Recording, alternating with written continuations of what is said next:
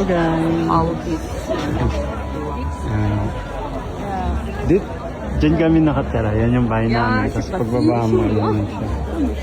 Ano ngayon eh? Mark start. So it's market.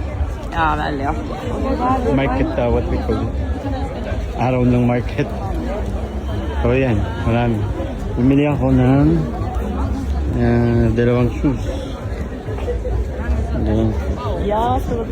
Ang dami. So, hanggang dun yan. Mag-ikot pa kami dun. Wala na ako nakitang Pilipino. Ang dami.